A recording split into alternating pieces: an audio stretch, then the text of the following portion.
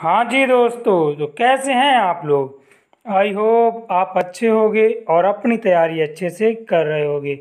दोस्तों, आज की जो क्लास हम लेकर आए हैं वो लेकर आए हैं केमिस्ट्री की, जिसमें हम लेसन 2 सॉल्यूशंस बिलियन नाम के चैप्टर्स के इम्पोर्टेंट क्वेश्चनों को आज की इस क्लास में हम कवर करेंगे, है ना।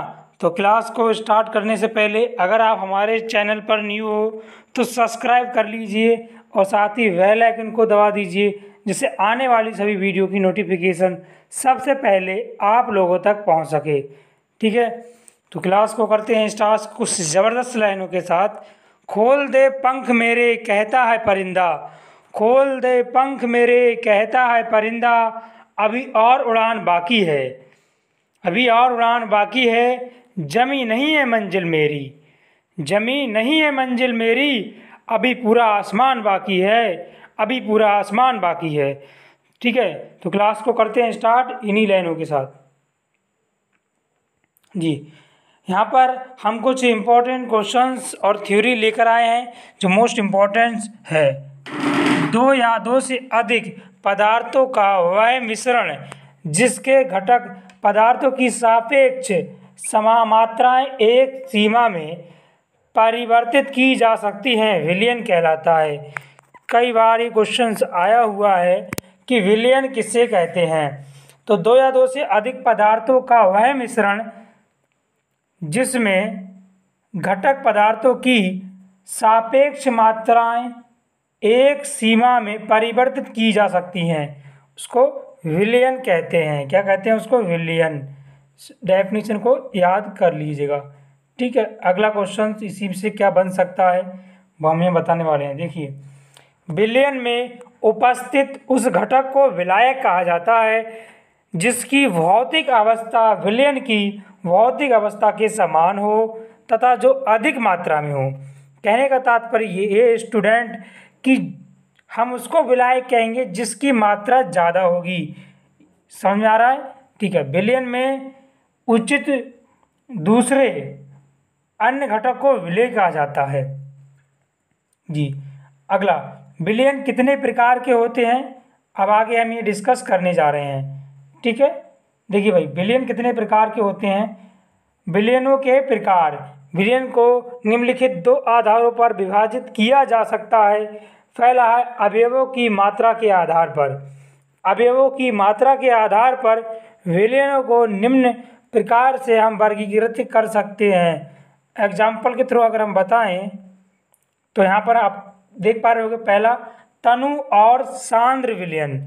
वह विलयन जिसके इकाई आयतन में विलयन की सांद्रता कम हो तनु विलयन कहलाता है। ठीक है, तनु विलयन कहलाता है। तथा वह विलयन जिसके इकाई आयतन में विलयन की सांद्रता अधिक हो उसे सांद्र विलयन कहते हैं। तो तनु और सांद्र विलयन समझ में आ गया होगा। ठीक, अगला यहीं पर है संतृप्त तथा असंतृप्त विलयन। संतृप्त विलयन क्या होता है? स्थिर ताप पर वह विलयन जिसमें विलय की अधिकता संभव मात्रा घुली हो संतृप्त विलयन कहलाता है। कहने का मतलब ये कि स्थिर ताप होना चाहिए और वह विलयन जिसमें विलय की अधिकतम संभव मात्रा घुली हो उसे संतृप्त विलयन कहा जाता है। ठीक, और अगला क्या है? वह विलयन जिसमें विलय की मात्रा संतृप्त विलयन के लिए आवश्यक मात्रा से कम हो। संतृप्त विलयन के लिए जो आवश्यक मात्रा है उससे कम होनी चाहिए, उसको असंतृप्त विलयन कहते हैं। ठीक है ना जी। अगला यहाँ पर दे रखा है अति संतृप्त विलयन क्या होता है? स्थिर ताप पर जब किसी विलयन में विलय की मात्रा संतृप्त विलयन से अधिक हो जाए, मतलब स्थिर ताप पर T = क्या हो जाएगा? स्थिर। तो T बराबर आप लिख सकते हो स्थिर। स्थिर ताप पर किसी विलयन में विलय की मात्रा संतृप्त विलयन से अधिक हो जाए तो उस विलयन को अति संतृप्त विलयन के नाम से जाना जाता है। ठीक है ना जी। अगला यहाँ पर हमारे पास दे रखा है कि विलायकों की भौतिक व्यवस्था के आधार पर विलयन कितने प्रकार के होते हैं। ये क्वेश्चन ऐसे आ सकता है एग्जाम में।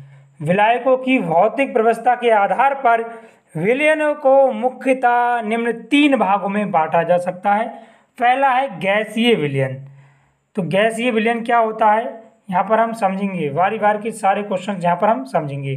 देखिए, वह विलयन जिसमें विलायक गैसीय अवस्था में होते हैं उसे गैसीय विलयन कहते हैं। कितनी सिंपल सी डेफिनेशन है कि वह विलयन जिसमें विलायक गैसीय अवस्था में हो उसे गैसीय विलयन कहा जाता है। इसी प्रकार से आप इसको भी याद कर लीजिएगा कि इस प्रकार के विलयन में विलायक, अगला है द्रव्य विलयन।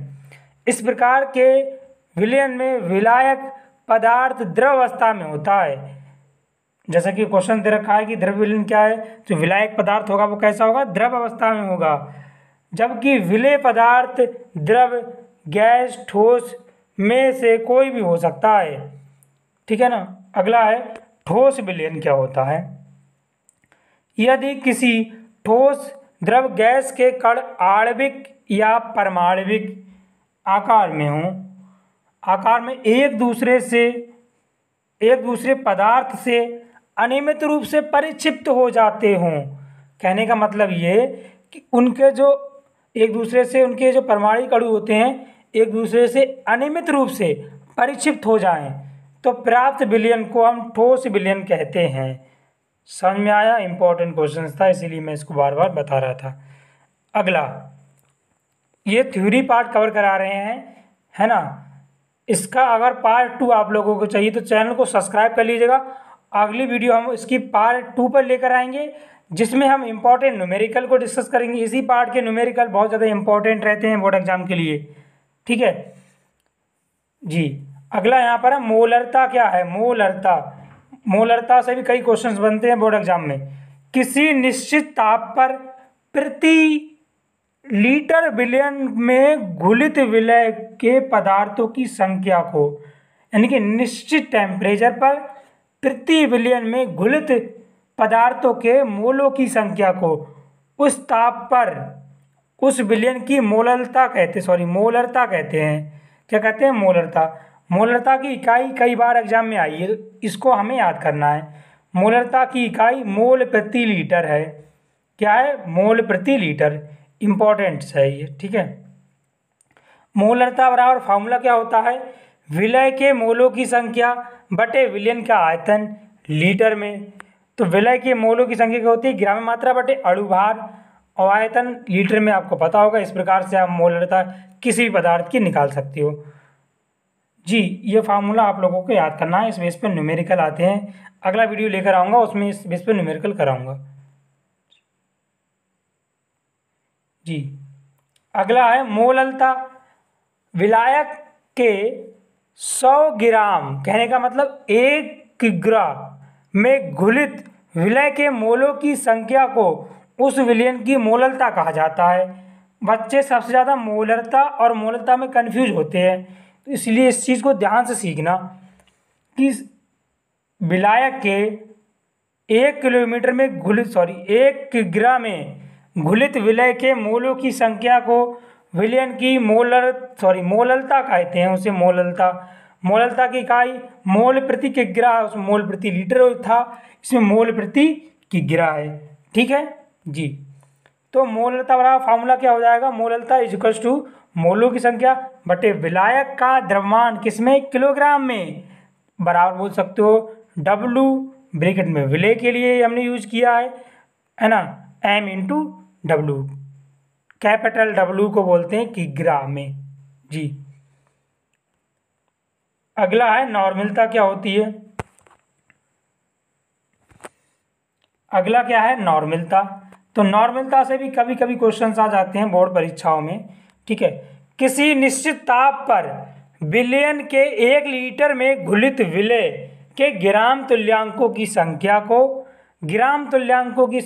को उस ताप पर विलयन की नॉर्मलता कहलाती है। कहने का मतलब ये आपको इस परिभाषा में क्या याद रखना है, ग्राम तुल्यांकों की संख्या को, ये वर्ड याद रखना है, तो निश्चित ताप पर विलयन के 1 लीटर में घुलित विलय के ग्राम तुल्यांकों की संख्या को उस ताप पर विलयन की नॉर्मलता कहा जाता है। जी, तो नॉर्मलता की इकाई क्या होती है? ग्राम तुल्यांक प्रति लीटर। ग्राम तुल्यांक प्रति लीटर, ये मात्रक में पूछा जा सकता है, इसको याद कर लीजिएगा। जी, नॉर्मलता इज इक्वल टू, फार्मूला होता है विलय के ग्राम तुल्यांकों की संख्या बटे विलयन का आयतन। इस बेस पर न्यूमेरिकल पूछा जाता है, इस फार्मूले को याद कर लीजिए सभी लोग, ठीक है। विलय के ग्राम तुल्यांकों की संख्या बटे विलयन का आयतन लीटर में। जी, अगला क्वेश्चन सही, यहाँ पर इंपॉर्टेंट क्वेश्चन हम लेकर आ गए हैं। जी, अगला क्वेश्चन है मोल प्रभाव से आप क्या समझते हैं? मोल प्रभाव को हम लोग मोल अंश के नाम से भी जानते हैं। तो क्वेश्चन ऐसे भी आया हुआ है कि मोल अंश को उदाहरण सहित समझाइए। तो ये क्वेश्चन देख सकते हो, यूपी बोर्ड में दे रखा है, 11 और 18 में आया हुआ है। तो इसको ध्यान से समझना सभी स्टूडेंट से मेरी रिक्वेस्ट है। जी,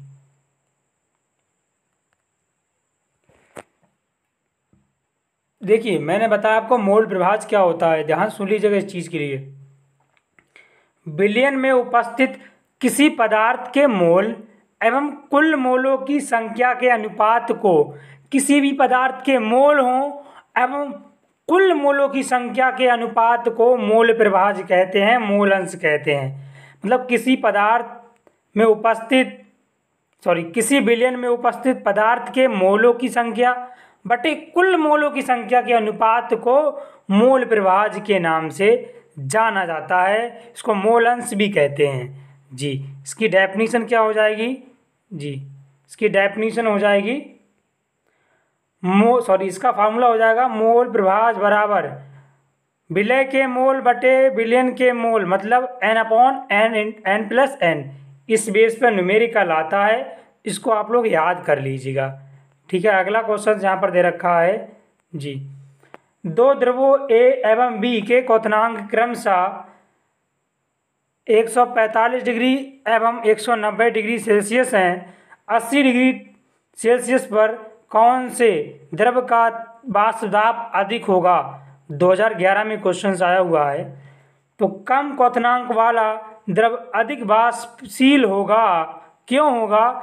अतः 80 डिग्री सेल्सियस पर द्रव A का वाष्प दाब अधिक होगा। कहने का तात्पर्य ये हमसे क्वेश्चन पूछ रहा है क्या कि कम क्वथनांक वाले द्रव का अधिक, मतलब जो द्रव है वो अधिक वाष्पशील होगा। क्वेश्चन से हम ये पूछा है, हमारे पास A की वैल्यू इतनी दे रखी है और B की वैल्यू इतनी दे रखी है ना। हमसे पूछा 80 डिग्री सेल्सियस पर सबसे ज़्यादा कौन सा यहाँ पर क्वथनांक होगा। तो कम क्वथनांक जिसका होगा वो सबसे अधिक वाष्पशील होगा, है ना। और जिसका क्वथनांक ज़्यादा होगा, 80 डिग्री सेल्सियस पर द्रव ए वाष्प दाब अधिक होगा, मतलब आप कह सकते हो। जी, अगला क्वेश्चन है समपरासारी विलयन किसे कहते हैं? मैं कहूँगा ये क्वेश्चन मोस्ट है, समपरासारी विलयन वाला। इसको आप लोग ध्यान से समझिएगा, को 2005 में आया, 2009 में आया है। तो समपरासारी विलयन क्या होता है, इसको मैं समझाने की कोशिश करूँगा। जी, वे विलयन जिनके समान ताप पर, मतलब ऐसे विलयन जिनके समान ताप पर प्रासरण दाब समान हो, टेम्परेचर T1 है वो बराबर हो T2 के, और उनके प्रासरण दाब भी समान हो, उसे समपरासारी विलयन कहते हैं। समपरासारी विलयन की मोलरता की सांद्रता भी समान होती हैं। कहने का मतलब ये C1 = C2 और T1 = T2 और क्या P1 = P2, तो उसे समपरासारी विलयन कहते हैं। जी, अगला क्वेश्चन यहाँ पर दे रखा है, एक अवाष्पशील विलयन को किसी विलायक में घोलने पर उसका वाष्प दाब कम हो जाता है। भाई वाष्प दाब कम होता है, लेकिन क्यों कम होता है यहाँ पर हम बताने वाले हैं। 2012 में एक क्वेश्चन बना हुआ था, देख सकते हो स्क्रीन पर।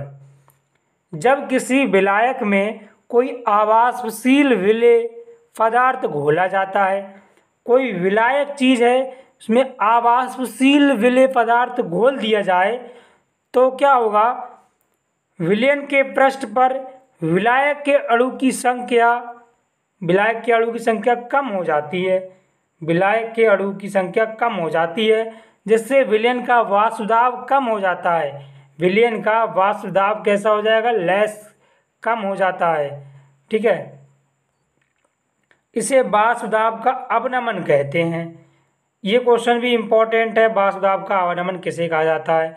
ऐसे क्वेश्चन अति लघु में आते हैं, है ना जी। अगला क्वेश्चन है, परासरण की क्रिया में अर्धपारगम झिल्ली का क्या महत्व है। अर्धपारगम झिल्ली का क्या महत्व होता है, यहाँ हम लोग सीखने वाले हैं। तो परासरण की क्रिया में अर्धपारगम झिल्ली का क्या महत्व है जी समझाते हैं आप लोगों को। अर्धपारगम झिल्ली में से केवल विलायक के अणु आर पार जा सकते हैं, जबकि विलेय के अणुओं का विसरण नहीं हो सकता। कहने का तात्पर्य ये स्टूडेंट कि अर्धपारगम जो झिल्ली है उसमें क्या होता है, उसमें केवल विलायक के अणु आर पार जा सकते हैं और विलेय के अणु उसमें नहीं जा सकते। यही इंपॉर्टेंस है इस क्वेश्चन की जी। अगला है, साधारणतः किसी विलयन में विलेय को घोलने पर प्राप्त विलयन का क्वथनांक बढ़ जाता है, क्यों, ऐसा क्यों होता है। क्वेश्चन काफ़ी इंपॉर्टेंट है, 2011 में ये क्वेश्चन आया हुआ है जी। जब किसी विलयन में कोई आवासशील द्रव घोला जाता है तो विलयन का वाष्पदाब कम हो जाता है, जिससे विलयन का क्वथनांक बढ़ जाता है। मतलब जब किसी विलयन में कोई आवासशील द्रव घोला जाए तो उसका जो क्वथनांक है ना स्टूडेंट, तो उसका वाष्प घनत्व कम हो जाता है, जिससे विलयन का क्वथनांक बढ़ जाता है जी। अगला है जी, फिर से क्वेश्चन से दे दिया, परासरण दाब से आप क्या समझते हैं। परासरण दाब का व्यंजक प्राप्त कीजिए। देखिए कितना इंपॉर्टेंट क्वेश्चन है, 12 में आया है, ये 14 में आया है जी। देखिए समझिए ध्यान से, किसी विलायक के अणुओं का अर्धपारगम झिल्ली में से होकर कम सांद्रता वाले विलयन से अधिक सांद्रता वाले विलयन की ओर स्वतः प्रवाह करना परासरण कहलाता है। समझ में आया, फिर से बताते हैं। विलायक के अणुओं का अर्धपारगम झिल्ली में से होकर कम सांद्रता वाले विलयन से अधिक सांद्रता वाले विलयन की ओर अपने आप उनमें क्या होता है, प्रवाह होता है। उस प्रवाह को परासरण कहते हैं। ठीक है, क्या कहते हैं, परासरण कहते हैं जी। तो परासरण दाब का व्यंजक क्या हो जाएगा, pi V equals to N R T, pi V equals to N R T. तो यहाँ पर समझना ध्यान से, हमने बताया था आपको पी वी इक्वल्स टू होता है फार्मूला एन आर टी, यहाँ पर जो पी के स्थान पे पाई रख दिया है, तो pi V equals to N R T. अगर आप लोग यहाँ पर पाई की वैल्यू को निकालोगे तो पाई इक्वल्स टू सी, क्योंकि N upon V equals to सांद्रता होती है, तो pi equals to C R T. ऐसे भी आप बोल सकते हो या कह सकते हो कि P बराबर P बराबर सी आर टी जी। तो ये भी क्वेश्चन आ सकता है, इंपॉर्टेंट है। अगला क्वेश्चन यहाँ पर दे रखा है, प्रतिपरासरण क्या है, इसका एक उपयोग लिखिए। यदि विलयन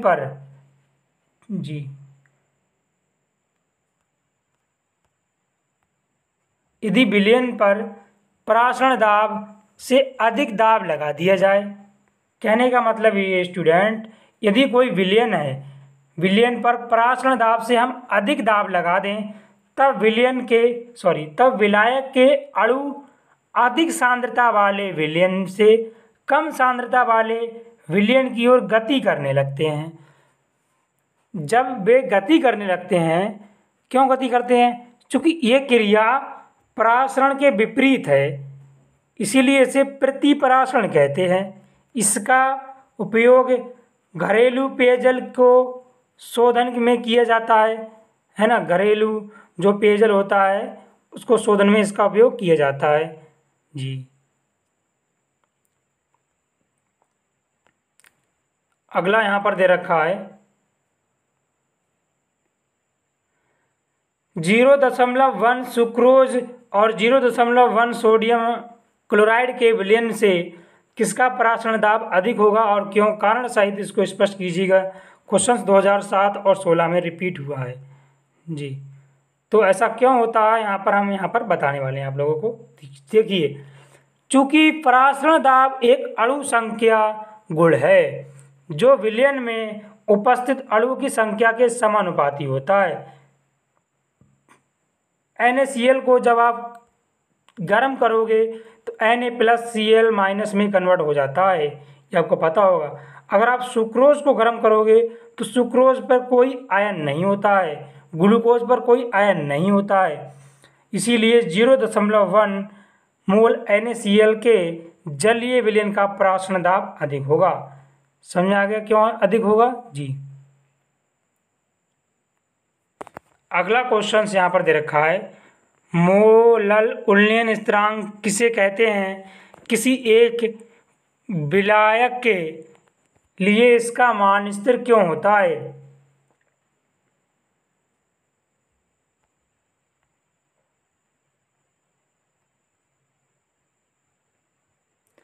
किसी विलायक का मोलल उन्नयन स्थिरांक क्वथनांक में हुई वृद्धि के बराबर होता है, जो विलयन के 1 मोल को विलायक के 100 ग्राम मोल में घोलने पर उत्पन्न होता है। ठीक है, मोलल उन्नयन स्थिरांक का मान प्रत्येक विलायक के लिए स्थिर रहता है।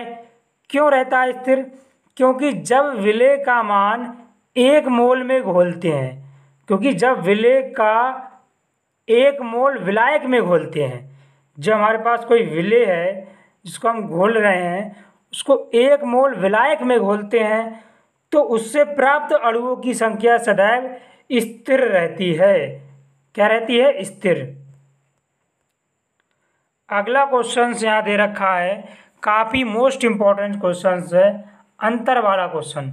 परासरण दाब और विसरण क्रिया परासरण और विसरण क्रिया में क्या अंतर है, इसका विभेद कीजिए। 2010 में ये क्वेश्चन रिपीट हुआ है, इसका मतलब 2020 में भी आने वाला है, 2021 में भी आएगा ये क्वेश्चन।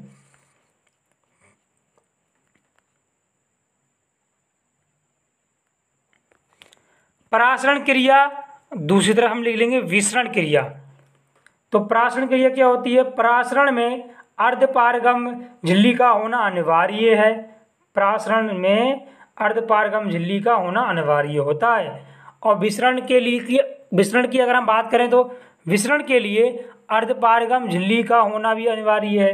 कहने का तात्पर्य ये दोनों में अर्धपारगम झिल्ली अगर नहीं होगी तो वो क्रिया नहीं होगी। अगला है परासरण में केवल विलायक के अणु गति करते हैं और विसरण में विलेय और विलायक दोनों के अणु गति करते हैं। अगला है यहाँ पर परासरण में विलायक के अणु कम सांद्रता वाले विलयन से अधिक सांद्रता वाले विलयन की ओर गति करते हैं। कम सांद्रता से अधिक सांद्रता की ओर ये गति करते हैं। और विसरण में विलय के अणु अधिक सांद्रता से कम सांद्रता की ओर गति करते हैं। इसका उपॉजिव है, बिल्कुल इसका उपॉजिव है ये। ठीक है जी। अगला क्वेश्चन यहाँ पर दे रखा है,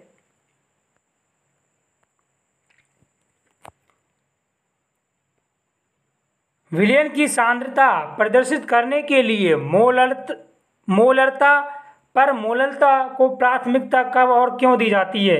ये क्वेश्चन मैं कह रहा हूँ मोस्ट इंपॉर्टेंट क्वेश्चन है, इसको लगा लीजिएगा जी। मोललता ताप पर निर्भर नहीं करती है, ये आपको समझना है। जो मोललता M होती है वो डिपेंड नहीं करती है टेम्परेचर पर, डिपेंड नहीं करती है। ठीक है, तो मोललता ताप पर निर्भर नहीं करती है।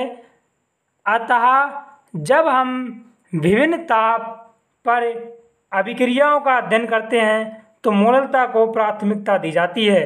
जब विभिन्न ताप पर अभिक्रियाओं का अध्ययन करते हैं तो मोललता को प्राथमिकता दी जाती है। जी, अगला क्वेश्चन यहाँ पर दे रखा है। जी, अगला क्वेश्चन है, राउल्ट का वाष्पदाब अवनमन नियम क्या है, परिभाषित कीजिए, इसकी सीमाएं भी बताइए। ये क्वेश्चन मोस्ट है, कई बार ये एग्जाम में रिपीट हुआ है, देख सकते हो 2008 में आया है, 9 में आया है, 16 में आया है, 18 में आया है। तो इस नियम के अनुसार क्या होता है, राउल्ट के वाष्पदाब का अवनमन नियम। राउल्ट के वाष्पदाब के अवनमन नियम के अनुसार किसी विलयन के वाष्पदाब का आपेक्षिक अवनमन, किसी भी विलयन के वाष्पदाब का आपेक्षिक अवनमन उसमें उपस्थित विलय के मूल प्रभाज के बराबर होता है। कहने का मतलब ये है स्टूडेंट, जैसे आप लोग यहाँ पर देख पा रहे होंगे, P naught minus P S, P naught minus P S upon P naught is equal to N upon N plus one. यहाँ पर आप लोग जो नॉट देख रहे हो इसका मतलब होता है जीरो की तरह बना हुआ है, इसको नॉट बोलते हैं। ये जो पी एस लिखा हुआ है, पी फॉर दाब ऑफ, एस फॉर सॉल्यूशन, तो P zero minus P S upon P zero is equals to N upon N plus capital N. इस बेस से न्यूमेरिकल आता है, इसको आप लोग याद कर लीजिएगा। राउल्ट का नियम काफ़ी इंपॉर्टेंट है, इसीलिए हम इसको यहाँ पर आप लोगों को बता रहे हैं। जी, राउल्ट के नियम की सीमाएं क्या हैं, राउल्ट का नियम किन सीमाओं पर कार्य करता है। जी, राउल्ट का नियम केवल आवाष्पशील एवं विद्युत अनवघटकों के विलयन के लिए लागू होता है। जो राउल्ट का नियम था, राउल्ट ने ये बताया था कि ये नियम आवाष्पशील एवं विद्युत अनवघटकों के विलयन के लिए लागू होता है। जी, अगला है, राउल्ट का नियम केवल तनु विलयनों के लिए सफल है। जो राउल्ट का नियम है ना, वो तनु विलयनों के लिए ही सफल होता है। जो पदार्थ विलयन में वियोजित हो जाते हैं उनके विलयनों पर राउल्ट का नियम लागू नहीं होता। कहने का तात्पर्य ये स्टूडेंट कि जो पदार्थ विलयन में प्लस माइनस टूट जाते हैं उन पर राउल्ट का नियम लागू नहीं करता है। ठीक है, अगला है, जो पदार्थ विलयन में संगुणित हो जाते हैं उन पर भी राउल्ट का नियम लागू नहीं होता है। तो ये राउल्ट के नियम की परिसीमाएं होगी, इसको आप लोग याद कर लेना अच्छे से। ठीक है, अगला यहाँ पर दे रखा है, क्वथनांक में उन्नयन से आप क्या समझते हैं, इसका मोललता से क्या संबंध है, इसको समझाइए। 2014 में क्वेश्चन आया हुआ था। क्वथनांक में उन्नयन, जब किसी विलायक में कोई आवासशील विलेय पदार्थ घोला जाता है तो विलयन का क्वथनांक कैसा होता है, विलयन का क्वथनांक कम हो जाता है, विलयन का क्वथनांक कम हो जाता है और विलयन का वाष्पदाब कम होता है। यहाँ पर मिस्टेक हो रही थोड़ी सी, जी थोड़ी मिस्टेक हो रही है, आप लोग अरेंज कर लेना। जी तो उसका वाष्पदाब कम होता है और उसका जो क्वथनांक है बढ़ जाता है। किसी विलायक के क्वथनांक में हुई वृद्धि को ही क्वथनांक में उन्नयन यानी कि डेल्टा टी वी कहते हैं। अब देखिए यहाँ पर मैं जो फार्मूला बताऊंगा ये इम्पोर्टेंट होगा। जी, यहाँ दे रखा है, विलायक का क्वथनांक T1 और विलयन का क्वथनांक यहाँ पर T2 है, तो क्वथनांक में वृद्धि कितनी हो जाएगी, T2 माइनस T1। ये तो बहुत सिंपल सा फार्मूला हो गया जी। अब यहाँ पर क्वथनांक और उन्नयन और मोललता में क्या संबंध है, इस बेस पर एक न्यूमेरिकल बनता है हर साल। क्वथनांक में उन्नयन delta T V is equal to K dash B गुणा मोललता, delta T V is equal to K V into मोललता। ठीक है, delta T V is equal to K V into मोललता, जहाँ के वी मोलन उन्नयन स्थिरांक है। इस बेस पर न्यूमेरिकल आता है, इसको आप लोग याद कर लीजिएगा। अगला यहाँ पर क्वेश्चन दे रखा है, आणविक उन्नयन स्थिरांक और मोलल उन्नयन स्थिरांक में क्या अंतर है? उन स्थिरांकों का प्रयोग करते हुए विलेय का अणुभार ज्ञात करने के लिए दो अलग अलग सूत्र लिखिए।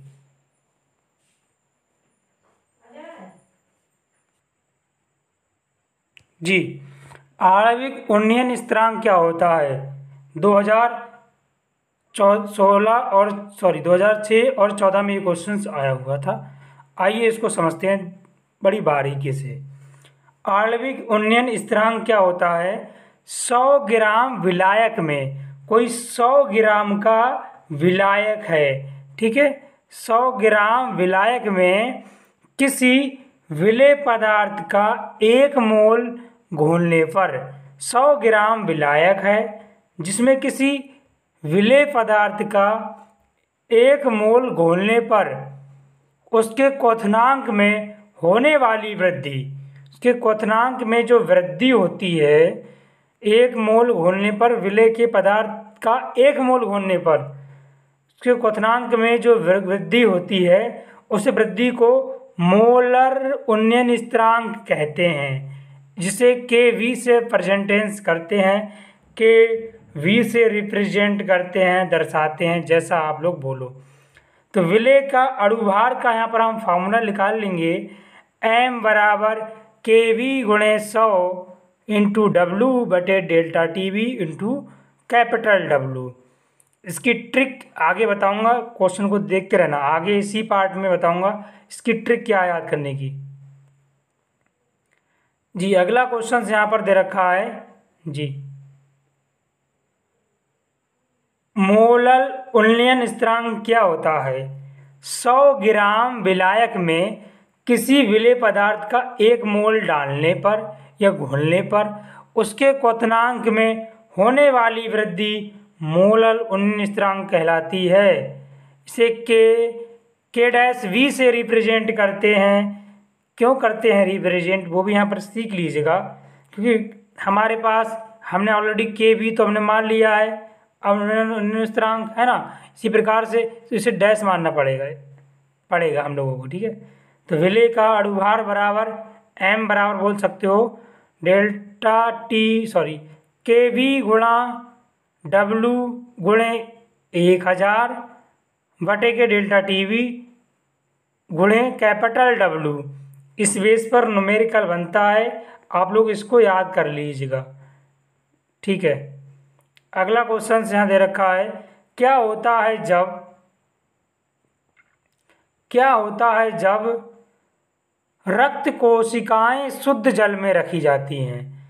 तो जब रक्त कोशिकाओं को शुद्ध जल में रखा जाता है तो प्रासरण दाब के कारण उनके अंदर प्रवेश करता है, तो प्रासरण दाब के कारण उनके अंदर प्रवेश करता है और फूल जाती हैं। कौन फूल जाती है, एक बार पुनः देखेंगे इस क्वेश्चन के लिए, थोड़ा डाउट है इस क्वेश्चन में। जब रक्त कोशिकाओं को शुद्ध जल में रखा जाता है तो प्रासरण दाब के कारण उनके अंदर प्रवेश कर जाता है, कौन? रक्त कोशिकाओं, शुद्ध जल प्रवेश कर जाता है और जो रक्त कोशिकाएं होती हैं वो फूल जाती हैं। इंपॉर्टेंट क्वेश्चन है, इसलिए आप लोग इसको याद कर लीजिए, ठीक। अगला क्वेश्चन दे रखा है यहाँ पर, 2 वाष्पशील द्रवों वाले विलयनों के लिए राल्ट का नियम लिखिए। तो राल्ट का नियम क्या हो जाएगा? विलयन में उपस्थित 2 घटक को का आंशिक दाब Pa और तथा Pb हो, A और V के मूल प्रभाज XA एवं XV हो, तो इसका फॉर्मूला क्या बन जाएगा भाई? फॉर्मूला बन जाएगा के समानुपाती हो। देखिए PS बराबर हमने फॉर्मूला बताया था Pa प्लस Pb, तो PS इजिकल्स टू PS बराबर हो जाएगा फार्मूला P0 A XA, ये आपको दिख रहा है X की तरह, इसको बोलते हैं काई, ये होता है काई, इसको बोलते हैं, ऐसा सिंबल होता है, इसमें गलत दे दिया है, इसको काई बोलते हैं, ये X की तरह नहीं होता है, इसको काई पढ़ते हैं। तो PS बराबर P0 A काई A plus P not be काई बी। इस प्रकार से ये आप लोग याद कर लीजिएगा। नेक्स्ट क्वेश्चन यहाँ पर दे रखा है, आदर्श तथा अनादर्श विलयन क्या होता है। आदर्श विलयन क्या होता है और अनादर्श विलयन क्या होता है। इंपॉर्टेंट क्वेश्चन यहाँ पर दे रखे हैं। आदर्श विलयन क्या होता है, सीखना ध्यान से। वह विलयन जो सांद्रता और ताप की विशाल परास में राउल्ट के नियमों का पालन करता है, आदर्श विलयन कहलाता है। जैसे मेथेनॉल, एथेनॉल, बेंजीन और टॉलुइन, इसको हम आदर्श विलयन के नाम से जानते हैं। कहने का मतलब ये स्टूडेंट, जो राउल्ट के नियम का पालन करे उसको आदर्श विलयन कहते हैं। ठीक, अगला यहाँ पर दे रखा है अनादर्श विलयन। अनादर्श विलयन क्या होता है। अनादर्श विलयन, जो विलयन राउल्ट के नियम का पालन नहीं करता है उसे अनादर्श विलयन कहा जाता है। विलयन की शर्तों का पालन नहीं करे। जैसे एग्जाम्पल की अगर हम बात करें, एथेनॉल और एसीटीन, बेंजीन और एसीटोन। अगला क्वेश्चन इंपॉर्टेंट दे रखा है यहाँ पर जी। पर्वतीय क्षेत्रों में कारों के रेडिएटरों में थोड़ा मिस्टेक हो गया। पर्वतीय क्षेत्रों में कारों के रेडिएटरों में जल में एथिलीन ग्लाइकोल क्यों मिलाया जाता है। इसीलिए मिलाया जाता है क्योंकि एथिलीन ग्लाइकोल जल के हिमांक को कम कर देता है। जो पर्वतीय क्षेत्र होते हैं उनकी जो कार होती है उनमें रेडिएटरों में जल में एथिलीन ग्लाइकोल मिलाया जाता है। क्यों ऐसा इसीलिए होता है, जो एथिलीन ग्लाइकोल होता है जल के हिमांक को कम कर देता है तथा जल को जमने से बचाता है। तो आप लोग यहाँ पर एक चीज़ समझ में आ गई आप लोगों के, जो एथिलीन ग्लाइकोल होता है उसका क्या कार्य है, जल को जमने से बचाना। इसी कारण एथिलीन ग्लाइकोल हवाई जहाज के पंखों पर भी रखा जाता है। तो इस प्रकार से आप याद कर सकते हो, इसी के कारण ही हम लोग एथिलीन ग्लाइकोल को जहाज के पंखों पर भी रखा जाता है जी। अगला क्वेश्चंस नहीं है, यहाँ से हम आपको इंपॉर्टेंट क्वेश्चंस कराने वाले हैं जी। आप लोग यहाँ सीखोगे हेनरी का नियम। हेनरी नामक साइंटिस्ट से जिन्होंने अपने नियम दिए थे। हेनरी नियम क्या कहता है, इंपॉर्टेंट लॉ है। हेनरी नियम के अनुसार स्थिर ताप पर किसी गैस की द्रव्य विलयता, स्थिर टेम्परेचर होगा स्थिर, तो स्थिर ताप पर किसी गैस की द्रव्य विलयता गैस के दाब के समानुपाती होती है। विलयता m समानुपाती P, या बोल सकते हो कॉन्स्टेंट की वैल्यू को हटाओगे तो आपके पास निकल के क्या आ जाएगा, m = Kp। तो इस फार्मूले बेस्ड न्यूमेरिकल आते हैं, इसको याद कर लीजिएगा। m बराबर घुली हुई मात्रा की m = घुली हुई गैस की मात्रा यानी कि मोल भिन्न। P साम्य पर गैस का दाब दे रखा है, K समानुपाती स्थिरांक जी।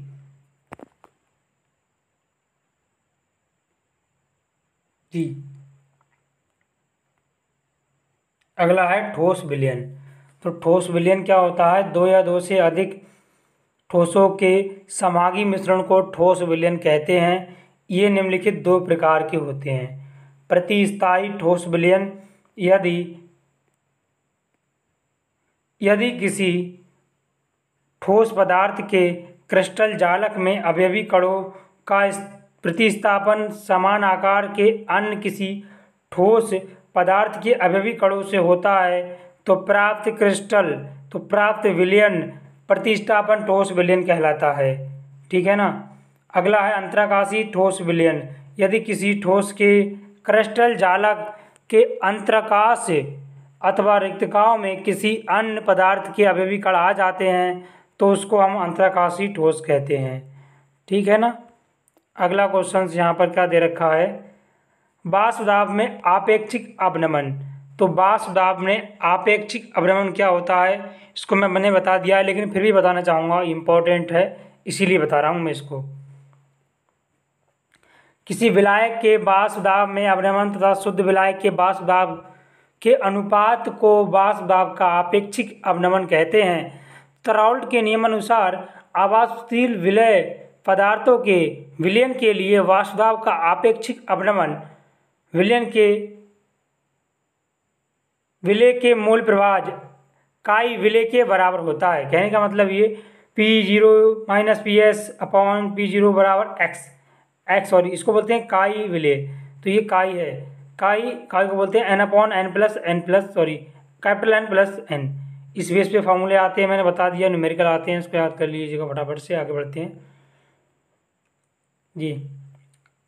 अति तनु विलयन के लिए ये कंडीशन लागू होती है। अति तनु विलयन के लिए P0 minus PS upon PS W upon M और W अपॉन कैपिटल M जी। फिर आप लोग यहाँ क्या करोगे, n बराबर यहाँ पर क्या है, मोलों की संख्या मोलों की संख्या लिखा रहा विलय के द्रव्यमान बटे विलय का अणुभार। ये आपको पता ही होगा, उसको मुझे नहीं बताना है जी। अगला यहाँ पर है क्वथनांक में उन्नयन। क्वथनांक में उन्नयन क्या होता है, यहाँ पर हम आपको ट्रिक के माध्यम से क्वथनांक में उन्नयन बताने वाले हैं।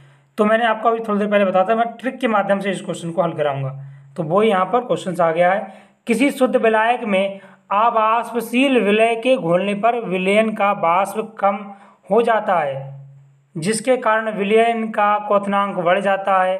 तो विलायक के किसी क्वथनांक में उत्पन्न इस वृद्धि को विलायक के क्वथनांक में उन्नयन कहा जाता है। इसमें संबंध का फॉर्मूला कैसे आप लोग याद करोगे, ट्रिक के माध्यम से समझाऊंगा इसको। ट्रिक के delta TV is equal to 1000 गुणा KB W बटे M इंटू W। देखिए इसको याद करने की ट्रिक क्या है, डेल्टा टीवी को बोलेंगे टीवी, 1000 रुपये में KB का मतलब कब W फॉर बिकेगी, है ना जी। इसको समझने की कोशिश करिए आप लोग, इसको समझाऊंगा मैं ट्रिक के माध्यम से।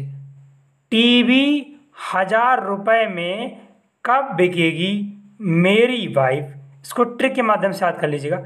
टीवी 1000 रुपये में कब बिकेगी मेरी वाइफ, टीवी 1000 रुपये में कब बिकेगी मेरी वाइफ, इसकी ट्रिक है जी। मोललता यहाँ पर सारी कंडीशन दे रखी हैं, आप लोग उसको फॉलो करके देख सकते हो। ये स्क्रीनशॉट ले लीजिएगा जी।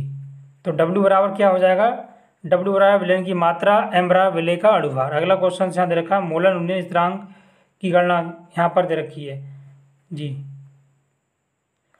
विलायक के 100 ग्राम में विलय पदार्थ के 1 मोल को घोलने पर क्वथनांक में कम होने वाली उन्नयन मोलन स्थिरांक कहलाती है। विलयन के 100 ग्राम लेने पर इसे मोलन उन्नयन स्थिरांक कहते हैं जी। मोलन उन्नयन स्थिरांक का मान प्रत्येक विलायक के लिए स्थिर रहता है, चाहे विलय पदार्थ कोई भी हो, क्योंकि जब किसी विलायक में 1 मोल घोलते हैं तो उससे प्राप्त अणुओं की संख्या सदैव निश्चित रहती है यानी कि स्थिर रहती है। हिमांक में अवनमन क्या होता है, देखिए हिमांक में अवनमन क्या होता है यहाँ पर समझ लीजिएगा ध्यान से।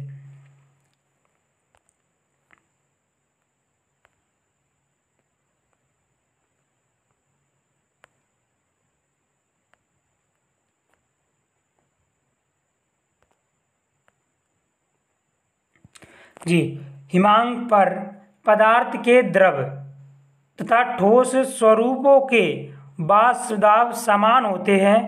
जब किसी विलेय पदार्थ को किसी विलायक में घोला जाता है तो विलायक का हिमांक कम हो जाता है। हिमांक के उत्पन्न इसी कमी को हिमांक में अवनमन कहा जाता है। इसी प्रकार इसकी ट्रिक हमने बनाई है, इसको जरूर देखिए। हिमांक में अवनमन व मोलनता में संबंध delta TF is equal to KF into M dash, अर्थात डेल्टा TF बराबर 1000 रुपये में टीवी कब बिकेगी मेरी वाइफ, वो ट्रिक यहाँ पर आप फॉलो कर सकते हो, नो प्रॉब्लम। डेल्टा TF बराबर 1000 गुणे KF upon W, capital W into M, जहाँ M डैश मोलनता है, ठीक है। M बराबर क्या है, M डैश बराबर मोलनता दे रखी है। डेल्टा TF बराबर हिमांक में अवनमन मतलब हिमांक का विलायक का हिमांक माइनस विलयन का हिमांक। Kf बराबर मूलन अवनमन स्थिरांक। जी अगला क्वेश्चन है यहाँ पर, मूल अवनमन स्थिरांक क्या होता है? किसी विलय के एक मोल को विलायक के 100 ग्राम में घोलने पर हिमांक में जो अवनमन होता है उसे मूलन अवनमन स्थिरांक कहते हैं। अगला है प्रासरण दाब। देखिए मैं प्रासरण दाब करा चुका हूँ, फिर भी बताना चाहूँगा इसे दोबारा से, इंपॉर्टेंट है ये क्वेश्चन। किसी शुद्ध विलायक से विलयन में अथवा एक तनु विलायक से सांद्र विलयन में अर्धपारगम झिल्ली द्वारा विलायक का स्वतः प्रवाह प्रासरण कहलाता है तथा किसी विलयन का प्रासरण दाब वह क्रिया के बराबर माना जा सकता है जिसे विलयन पर आरोपित करने पर प्रासरण की क्रिया रुक जाती है। ठीक है। अगला प्रासरण दाब का समीकरण क्या होता है? ये काफ़ी इंपॉर्टेंट क्वेश्चन है, क्योंकि कई बार क्या होता है स्टूडेंट कि प्रासरण दाब का समीकरण भी एग्जाम में पूछ लेता है। ठीक है, तो प्रासरण दाब का समीकरण क्या होता है? निम्न प्रकार से हो जाएगा, पी बराबर nRT होता है, पी बराबर n/b को बोलते हो c, तो p इक्वल्स टू CRT। समझ में आ गया? p बराबर प्रासरण दाब यहाँ पर दे रखा है, r बराबर विलयन, r इज इक्वल्स टू यहाँ पर दे रखा है विलयन स्थिरांक, c सांद्रता, b आयतन, t टेम्परेचर, n मोलों की संख्या।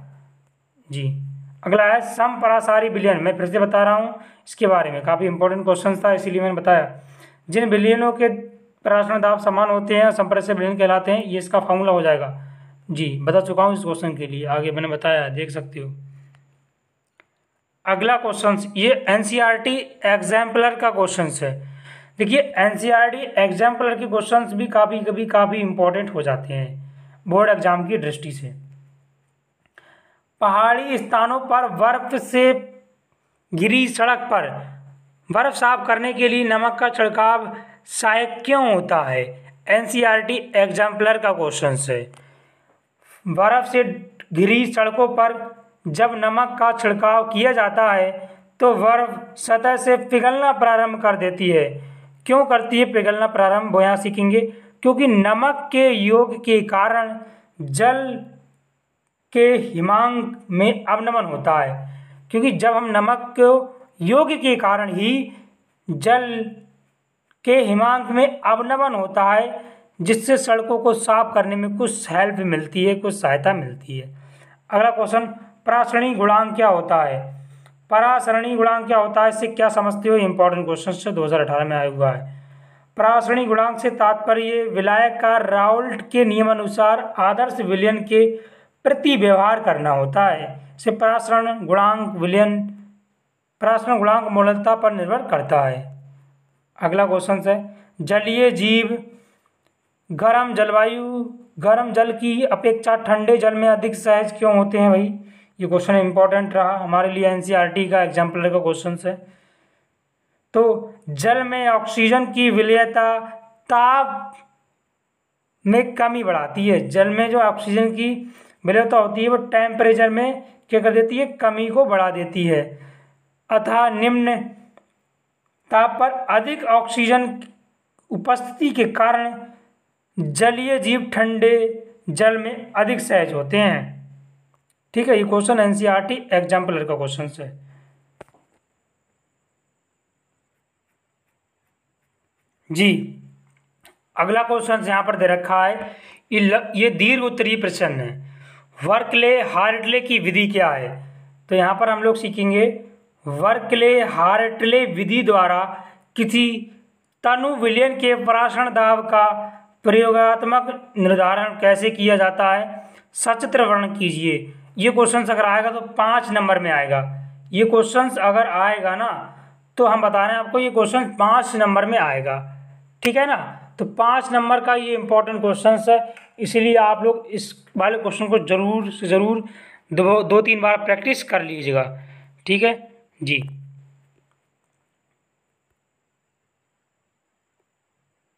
परासरण दाब निर्धारण की वर्कले और हार्टले विधि 2018 में क्वेश्चन बना हुआ था, देख सकते हो स्क्रीन पर। वर्कले और हार्टले ने 1904 ईस्वी में क्या किया था, द्वारा प्रदत्त विधि एक अप्रत्यक्ष विधि है। इस विधि में अर्धपारगम झिल्ली द्वारा किसी विलायक के पृथक विलयन पर वह दाब लगाया जाता है और विलायक के अर्धपारगम झिल्ली में से होकर विलयन को प्रवेश को रोकने पर एक विलयन लगाया गया आवश्यक वाह्य दाब ज्ञात किया जाता है। ठीक है ना। परासरण को रोकने के लिए परासरण को रोकने के लिए विलयन पर लगाया गया आवश्यक अतिरिक्त दाब विलयन का परासरण दाब होता है। ठीक है ना। वर्कले और हार्टले विधि द्वारा किसी विलयन का परासरण दाब निर्धारित करने के लिए निम्न उपकरण चित्र में प्रदर्शित हैं। चित्र अभी आपको दिखाएंगे हम लोग। ठीक है ना। उपकरण में एक सरंध्र नली होती है जिनके छिद्रों में कॉपर फेरोसाइनाइड की झिल्ली अर्धपारगम झिल्ली जमी रहती है। ये सरंध्र नली स्टील के एक मजबूत पात्र से लगी रहती है जो वाह्यता जैकेट का कार्य करती है। ठीक है। स्टील के पात्र में एक पिस्टन पी दाब गेज लगा होता है। सरंध्र नली के एक सिरे पर थिसेल फानल की आकृति की एक डॉटदार नली और दूसरे सिरे पर केसन नली लगी होती है। ठीक है। ये क्यारी विधि आपको याद करना पड़ेगा, लगी होती है। ये रहा इसका चित्र। अब चित्र यहाँ से आप लोग ध्यान से देख लीजिएगा, इंपॉर्टेंट चित्र है। इसको छोटा करके दिखा देते हैं जी। ये रहा आपका चित्र, ये रहा आपका चित्र। ठीक है, 1 मिनट। ये रहा चित्र। ये हमारा पिस्टन दे रखा है, ये दिख रहा है, ये ऊपर की ओर ये पिस्टन है, ये केसन नली है। ये नली दिख रही है आपको, ये वाली, ये केसन नली हो गई। ये विलयन भरा हुआ है, इसमें दिख रहा है आपको, ये विलयन हो गया।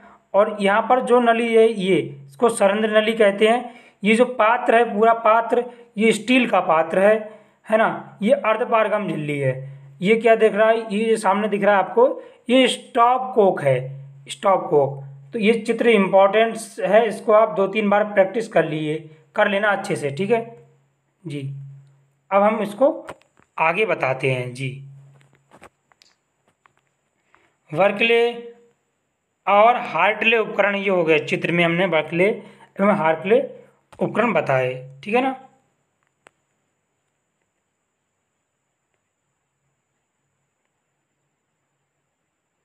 जी, तो स्टील के पात्र में विलयन और सरंध्र नली में शुद्ध विलायक भरा जाता है। क्या भरा जाता है? शुद्ध विलायक।